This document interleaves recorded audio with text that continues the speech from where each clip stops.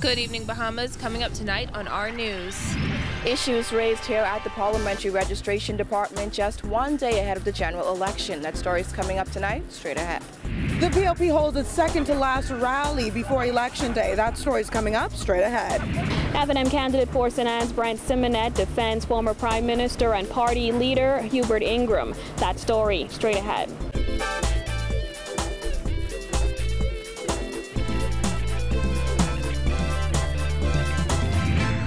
News is brought to you by Alive, the nation's newest and best LTE network.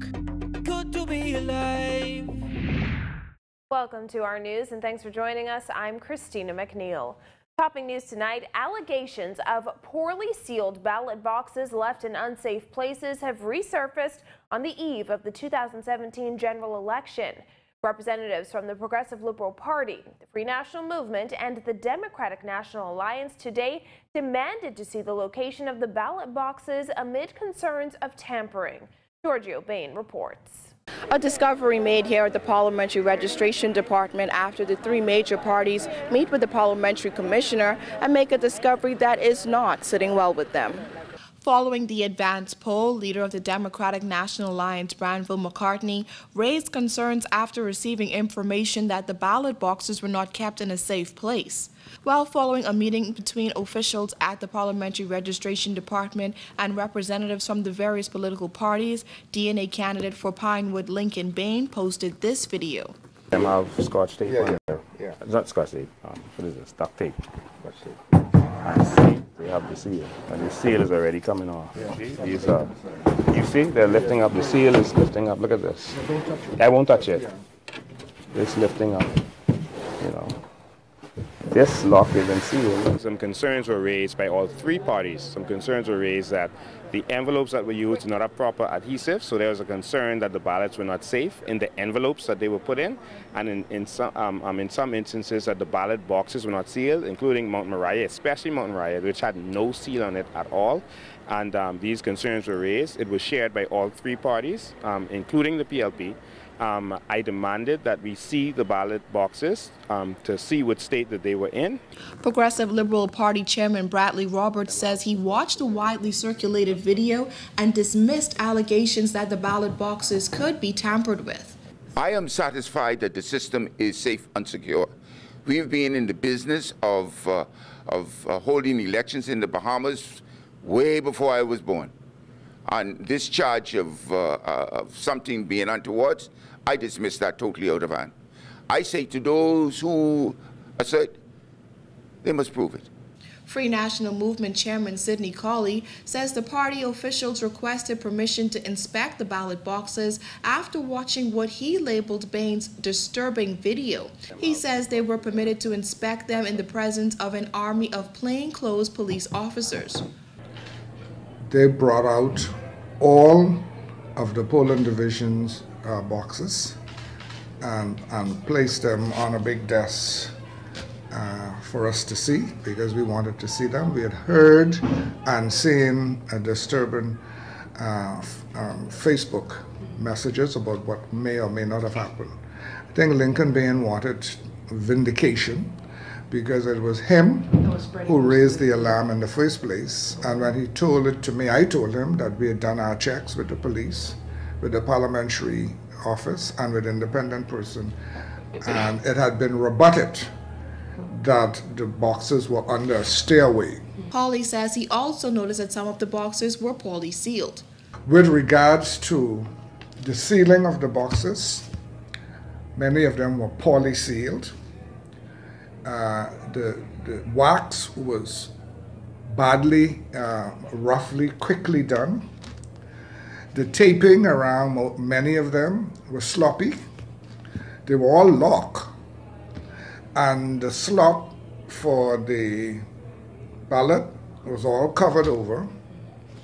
But two boxes in particular drew our attention. The one for Mount Moriah had no wax, no seal, and no taping. Meanwhile, Roberts reminded Bain that recording a meeting has landed him in hot water before. You have to turn it off. You can't.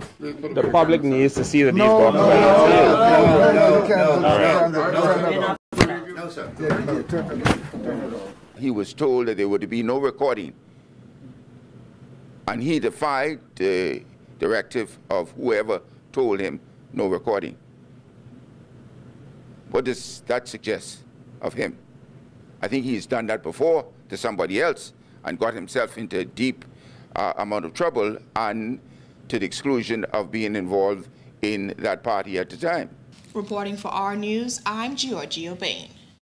Well, the Progressive Liberal Party holding a mass rally at Clifford Park last night, and Prime Minister Perry Christie took the stage to make the case before Decision Day that it could be risky giving the country to the F&M. The PLP moving into Election Day, urging people to vote early.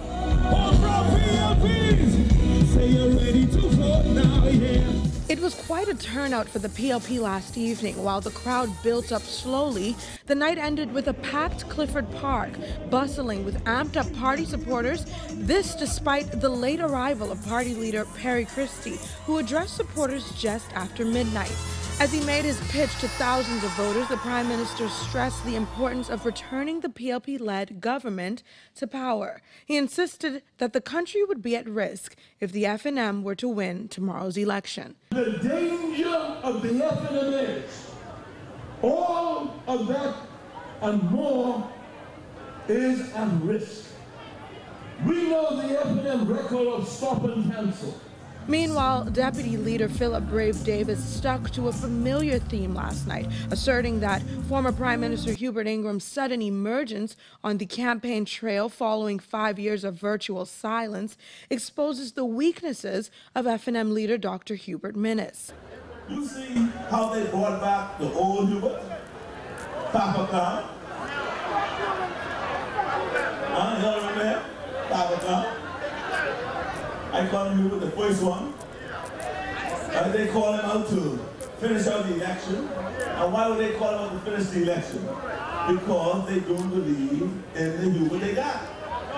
The Hubert they got now, they don't believe in. So they roll out the first Hubert. Ingram, where you been all this time, man? While your party was falling apart? Where you been? And Tall Pines MP Leslie Miller encouraged supporters to stay strong in the final stretch and questioned Ingram's return, suggesting the F&M is using its former leader as a prop. Why is it that those who have retired have to come out of retirement to try to get their people together? We have one leader in the Progressive Liberal Party, one deputy leader. We have never attempted to dethrone him or to get rid of him. The other party moves their leader from day to day, depending on their whim and fancy. But we have stood steadfast in our deliberation in delivering to you good service, a government that cares about your welfare, and more important, a government that cares about the future of our people. But there seems to be one common thread throughout the night, and that was to encourage voters to get up early on Election Day and mark their X. Reporting for our news, I'm April Sands. Free National Movement leader Dr. Hubert Minnis says Bahamians are questioning whether the governing Progressive Liberal Party is attempting to steal tomorrow's general election. Addressing thousands at the F&M's mass rally last night, Minnis said there's no time for skullduggery in an election as important as this. Kyle Joaquin has more. Do not attempt to further corrupt the voting process or steal this election. The election of 1987 is still widely held in the minds of F&Ms as one that was theirs but was stolen. The F&M leader said this time the world is watching. But Minnis said there is the perception that a lot of trickery is going on behind the scenes concerning the election process. If there's any skullduggery, the people will hold the Prime Minister directly responsible. And I